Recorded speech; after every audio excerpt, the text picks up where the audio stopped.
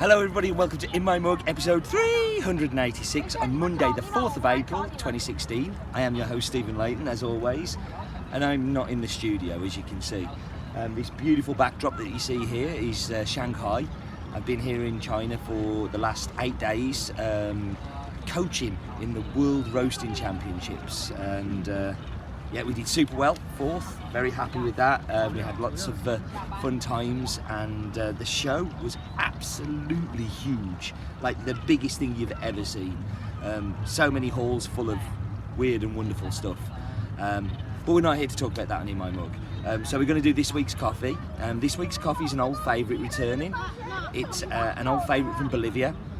It is called Teodocio Mamani. It used to be called Canton Uanese because that's the area where Teodocio lives. But Teodocio's been doing an awful lot of work to raise his crop, increase his yield, and also add quality. Done lots of replanting. The area is quite well known for coca growing. Coca is the raw leaf that gets turned into cocaine in clubs, but in Bolivia it's completely legal to grow as they make tea and chew it, and it's very culturally acceptable. It's something that they've done for a long time, but all around there is coca. One thing coca does, it rips all of the goodness out of the soil. So a lot of the coffee plantations that used to be there have disappeared and had coca put on them, and now they're completely unusable for coca. But Teodocio he's so driven that it's going to be like his farm, and he's going to make sure that he wants to grow great coffee, that he's really kind of putting that effort in there. You may remember me talking about Teodocio in previous In My Mugs, where the first time I visited him he'd got a Chelsea shirt on, and I was quite put out by the fact that he had a Chelsea shirt on, being a Sunderland fan.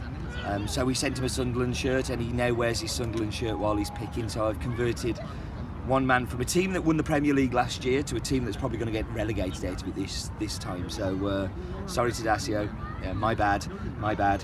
The farm sits between 1250 and 1650 metres above sea level. It's Catura. It is washed, but it's not your standard washed. It goes through one of the pulping machines that removes a lot of the mucilage as well. So it's not a traditional washed where you're kind of underwater fermentation. But I think that makes the cup even more and more interesting. I think Teodocio's cup is one of the coffees that is most unlike Bolivian coffees, and we're going to have a flask of it ready to drink on the rock in a moment. But yeah, it's very unusual. It's not what you would expect from a Bolivian, and I think that's a lot to do with his processing. The last 3 years he's been processing all the cherry on the farm. This year when I visited, it was a little bit sad. It wasn't as happy as I might have liked it to be. Teodocio has been having lots of problems with leaf rust. Leaf rust is a fungus that attaches itself to the leaves of the plant and makes the leaves fall off. And when the leaves fall off, it can't do its photosynthesis, so it can't produce its fruit, and it seriously affects the production of the tree. And Teodocio's had this problem.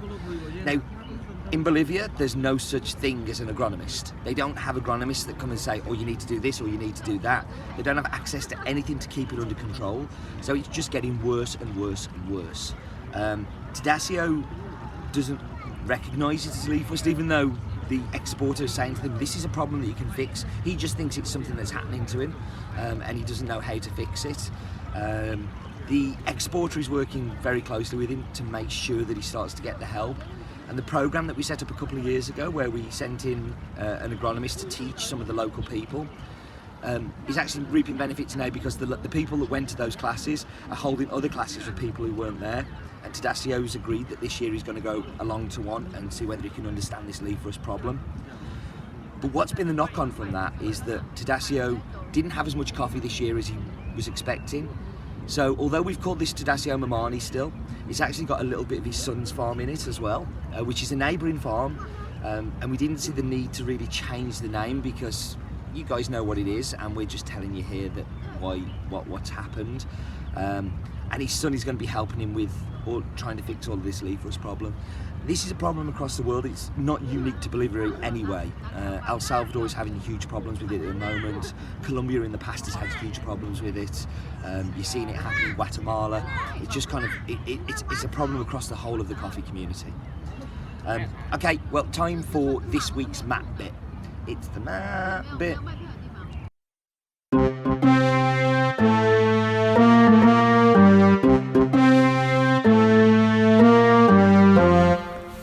there. I'm sat on a rock in Shanghai. Have you just seen me? Why am I at the roastery? Well, time travel.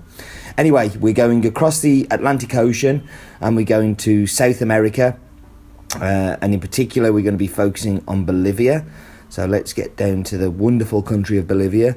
Landlocked, of course, landlocked by Chile. They used to own that land, but then Chile took it from them and now they're trying to get it back. But anyway, it has the world's largest deposit of lithium. Something interesting and unusual. But anyway, let's get down to Canton Uinese and the Teodocio Mamani farm. So we're going down. We can see there, just in the background, you've got Caranavi. You can see those, like the conurbation, and you've got that beautiful valley that goes all the way down to Caranavi. I mean, all around this town, there are amazing farms. But this is an equally amazing one. And, Teodocio's doing a fantastic job. So let's just have a little swing round there and get a real feel of the valley that Caranavi sits in and why there's so much great coffee. So Caranavi's elevation, so the city is 976 metres, population of 21,000 people, or nearly 22,000. And you can see the river that's running through it. The mill is just on there. The lowest point is 90 metres and the highest point is 6,542 metres above sea level. That's thin air. It's very, very difficult to breathe at that kind of altitude. And that was this week's map bit. So, I hope that was a good map bit. I seem to remember it being a very good map bit. But now it's time for the coffee. So I have I like to bring mugs every now and again. This is my Pippi Longstocking mug, or Pippi Longstrump. Because I was coaching the Swedish roaster, Joanna Alm from Drop Coffee, she has introduced me to Pippi Longstocking because I'm trying to learn Swedish, so I'm reading children's books, and when we saw this at the airport, we thought it was perfect, so I'm doing it in my Pippi mug. And I was trying to think how I could brew this in a park because I wanted to come and do it here because I thought it'd be unusual. And this is my new Chinese flask. I went to a Chinese market last night and saw the flask and thought, also bought trainers as well, very cheap. Right, into the coffee. Why am I talking about trainers? Obviously no espresso this week, just filter. It's been brewed with the cantans. I have a little Paulex grinder and a cantan that fits in my luggage easily and means I can brew good coffee wherever I am. So just filter coffee. And for me, this is how this coffee shines. And it shines because it's got real blackcurrant notes to it, almost Kenyan-esque. So it's got a real kind of winey, blackcurranty taste to it. And it also reminds me very much of sherbet because it has that effervescence, so blackcurrant sherbet. But the big thing about this coffee that I notice in the finish, it's just full of flowers. It's floral, it's big, it has a lot of the notes of, maybe because I've been drinking a lot of it here, but Chinese tea. So you're getting a lot of those kind of floral, flowery tea flavours in it, and it's just delicious. And every time I go back to it, I find different fruit. So it's like a mini fruit bowl of flavours. It is a fantastic coffee. Teodocio is a fantastic producer. He's somebody I love working with. Mainly because he's a fellow Sunderland fan, and he suffers enough. He just shouldn't suffer anymore. But also he produces a coffee that's completely unique. Like, I have not tasted a Bolivian like this. It could almost be African, and we all like African coffees, but we all love Bolivian coffees too. So I hope you enjoyed this one. Sorry it's been a bit weird. I'm always kind of freaked out when people are walking past and looking at me recording in my mug. I do look a little odd sitting on this rock on a lake. But thank you for joining me, as always, and do remember, life is definitely too short.